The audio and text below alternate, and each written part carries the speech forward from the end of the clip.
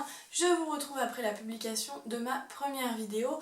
Et pour commencer, je voulais déjà vous remercier parce que vous êtes un certain nombre à vous être abonnés et à avoir regardé cette vidéo. Donc du coup, c'est super encourageant pour moi et ça m'a motivée vraiment à continuer. Et donc aujourd'hui, je commence ma série de vidéos sur le concours. Alors pour commencer ces vidéos, en fait, je peux pas vous faire directement les vidéos sur le concours, sur les livres, sur comment j'ai passé mon concours, etc. tant que je ne vous ai pas parlé du concours en lui-même et de la formation, parce que du coup il faut quand même d'abord que vous sachiez en quoi le concours consiste et en quoi la formation consiste avant d'attaquer tout ça. Avant de passer le concours et de se lancer en fait dans la formation, il y a plein de petites choses à savoir. Du coup, je pense que c'est important de faire cette vidéo parce que vous êtes nombreuses à me poser plein de questions. Moi-même, je me suis posé plein de questions avant de me lancer et du coup, c'est bien d'avoir toutes les clés en main avant de commencer cette petite aventure. Donc pour commencer, je vais vous parler en fait du concours et ensuite je vous parlerai de la formation, comme ça vous saurez vraiment dans quoi vous vous lancez. Alors déjà, le concours d'auxiliaire de puériculture, à quoi il sert ? Avant d'entrer en fait, pour devenir auxiliaire de puériculture, il faut faire une formation qui dure 10 mois. Donc je vous en parlerai surtout dans la deuxième partie de vidéo. Mais pour pouvoir entrer dans cette formation, il faut réussir un concours. Une fois l'obtention du concours, vous entrez donc en formation pendant 10 mois, ce qui vous permettra ensuite d'avoir le diplôme d'état d'auxiliaire de puériculture. Alors, qui peut passer le concours d'auxiliaire de puériculture ? C'est un concours ouvert à tout le monde. Il n'y a pas de diplôme requis avant, c'est-à-dire que vous n'avez pas besoin d'avoir un bac, vous n'avez pas besoin d'avoir un CAP. N'importe qui peut passer le concours d'auxiliaire de puériculture à condition qu'il ait 17 ans. Néanmoins, les personnes ayant un bac ou un CAP petite enfance ou encore ayant fait une première année d'école d'infirmière sont dispensées de l'épreuve de culture générale à l'écrit. Elles devront simplement passer les tests d'aptitude. Si elles obtiennent la note de 10 au test d'aptitude, elles pourront donc passer à l'oral sans avoir à passer le reste des épreuves écrites. Je vous ferai les détails de chaque épreuve juste après. Avant ça, je vous dis comment s'inscrire, où s'inscrire, comment on fait, par où commencer, parce que c'est toujours un peu compliqué. Quand on a décidé de passer le concours, on ne sait pas trop par quelle boule prendre, qui faut contacter, où est-ce qu'il faut se renseigner.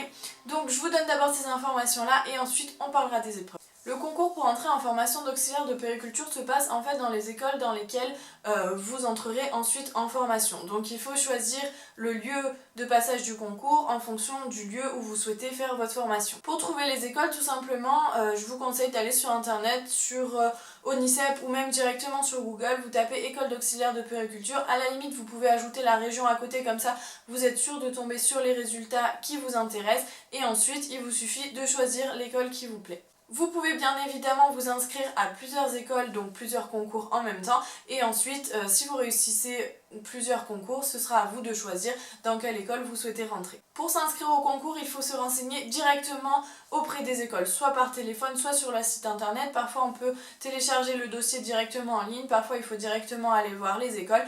Et ensuite vous remplissez un dossier d'inscription pour le concours. Par contre, ce n'est pas gratuit. Moi, j'ai payé 80 € mon concours. Il me semble que ça va de 70 à 150 €. Chaque concours est payant. Donc, si vous vous inscrivez à plusieurs écoles, vous devrez payer à chaque fois l'inscription au concours dès que vous vous inscrivez dans telle ou telle école. Ensuite, une fois que vous êtes inscrit au concours, enfin même avant d'ailleurs, il faut le préparer. Donc pour préparer ce concours, soit vous pouvez acheter des livres et le préparer tout seul à la maison, soit vous pouvez vous inscrire dans une prépa qui vous permettra donc de préparer ce concours et d'avoir plus de facilité à le réussir. Les prépas sont également payantes et parfois très très chères. Je vous le redirai et je l'ai dit déjà dans des vidéos que j'ai pré-filmées et je pense que je le redirai dans plusieurs vidéos. Pour moi, la prépa, ce n'est pas un passage obligatoire. Vous pouvez largement réussir le concours sans être inscrit en prépa. D'ailleurs, moi j'ai réussi le concours seulement en travaillant toute seule à la maison à l'aide de livres. Donc, une fois que vous avez fait tout ça, vous êtes inscrit au concours, vous le préparez, etc. Vous allez passer 3 épreuves pour ceux qui n'ont pas le bac ou le CAP petite enfance et une épreuve écrite et une épreuve orale pour les autres. Vous passez d'abord l'écrit et quelques mois après, si vous avez réussi à l'écrit, donc si vous avez eu 10 ou plus de 10, vous passerez ensuite l'oral. À l'écrit, il y a 2 épreuves. Donc l'épreuve de culture générale pour celles et ceux qui n'ont pas de bac ou de CAP petite enfance ou qui n'ont pas fait de première année d'infirmière. Renseignez-vous bien parce qu'il y a plusieurs types de dispenses, c'est possible que j'en oublie, mais voilà, donc ces personnes-là donc ceux qui n'ont pas le bac, etc., devront passer l'épreuve écrite de culture générale. Pour vous détailler les épreuves, je vais un petit peu lire en fait ce qu'il y a écrit sur les livres, comme ça je suis sûre de vous donner les bonnes informations. Donc l'épreuve de culture générale, c'est une épreuve qui dure 2 heures, qui est notée sur 20 et elle est en lien avec le domaine sanitaire et social. Elle est constituée en 2 parties, un texte de culture générale portant sur un sujet d'activité et une série de 10 questions avec des réponses courtes. Cette épreuve a pour objet de tester les connaissances du candidat dans les domaines sanitaires et sociaux, de la biologie humaine ainsi que des aptitudes numériques. Donc c'est-à-dire qu'il y a de la biologie, des mathématiques et juste de la culture générale sur le domaine sanitaire et social. Ensuite, la deuxième épreuve, c'est l'épreuve de test d'aptitude et celle-ci, personne n'en est dispensé sauf les personnes ayant un bac ASSP et SAPAT. Donc l'épreuve des tests d'aptitude, qu'on appelle aussi épreuve de test psychotechnique, c'est une épreuve en fait dans laquelle il y a plein de tests de logique, d'attention, d'organisation, etc. Et c'est une épreuve qui vise à cerner en fait notre sens logique et qui vise à savoir si oui ou non on est apte à pratiquer le métier et à entrer en formation. Ensuite, vous avez réussi ces 2 épreuves, vous avez eu plus de 10, donc vous passez à l'oral. Vous recevez une convocation et sur celle-ci, il y a la date et l'heure de votre passage à l'oral. L'épreuve orale, c'est un sujet sanitaire et social sur lequel en fait donc on vous pose une question, parfois il y a un texte, parfois c'est juste une image ou une simple question. Vous avez 10 minutes pour la préparer et 10 minutes pour en parler à l'oral. Donc vous devez répondre à ce sujet en établissant un plan, une problématique, une introduction et une conclusion. Suite à ces 10 minutes où vous avez exposé votre sujet, il y a un entretien avec le jury où il vous pose des questions sur votre motivation, sur vos envies, pourquoi vous voulez entrer en formation, etc.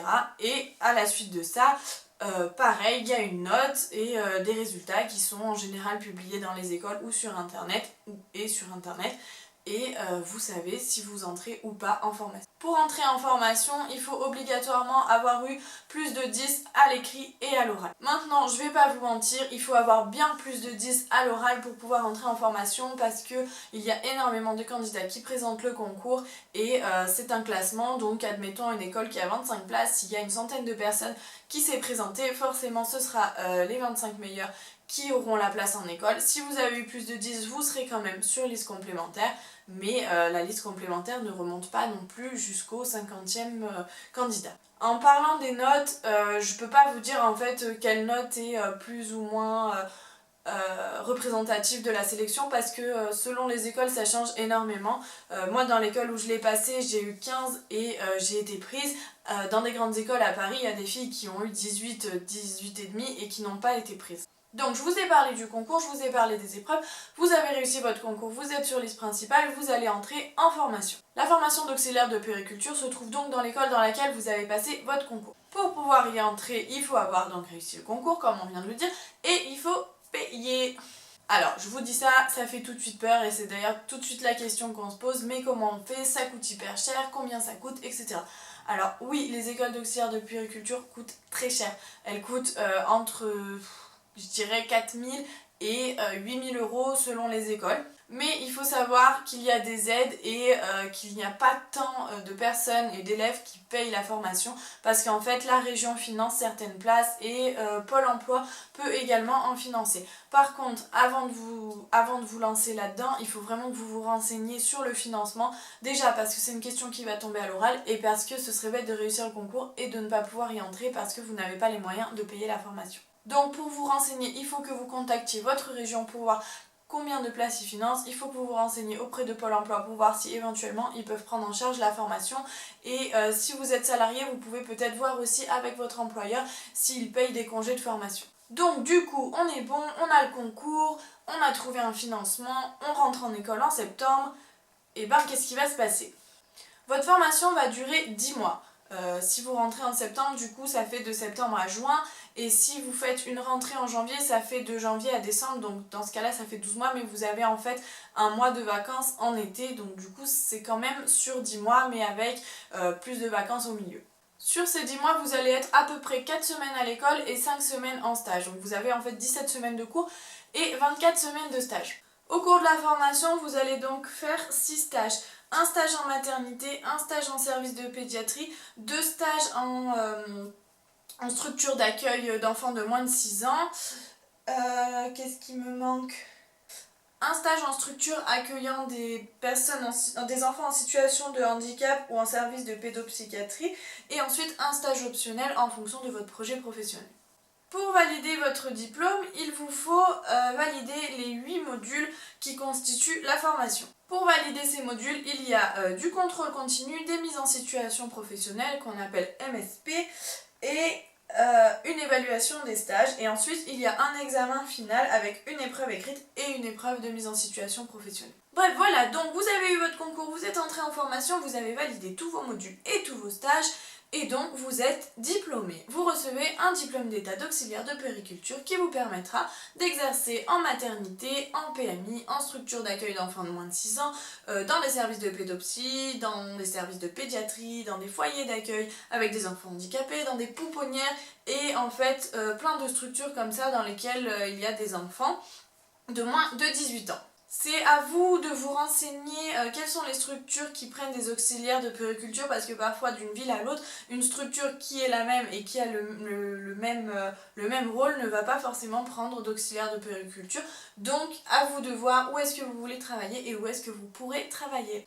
Je crois que j'ai à peu près tout dit, c'est difficile de synthétiser parce qu'il y a énormément de choses à savoir avant de passer le concours, énormément de choses à comprendre, il y a toujours des questions, il y a toujours des choses sur lesquelles on ne sait pas trop comment faire, le financement, la formation, comment ça marche, le concours, pourquoi il faut payer, est-ce qu'on en présente plusieurs, etc.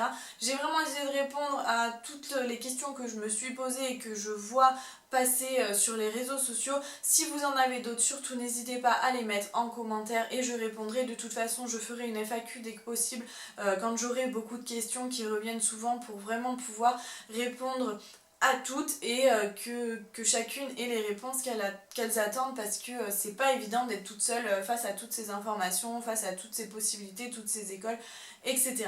Si cette vidéo vous a plu, on n'hésite pas à mettre un petit pouce vers le haut et à me rejoindre sur les réseaux sociaux parce que je suis beaucoup plus disponible là-bas pour vous répondre. Franchement, n'hésitez pas, je fais tout ce que je peux pour répondre à toutes vos questions. N'hésitez pas surtout à me rejoindre sur Instagram parce que je mets des stories et j'explique vraiment mon quotidien au jour le jour, plus que du coup sur YouTube sur lesquels je mets simplement des vidéos conseils. Et je suis beaucoup plus disponible pour vous répondre aux messages privés. Voilà, c'est la fin de cette vidéo, je crois que j'ai assez parlé.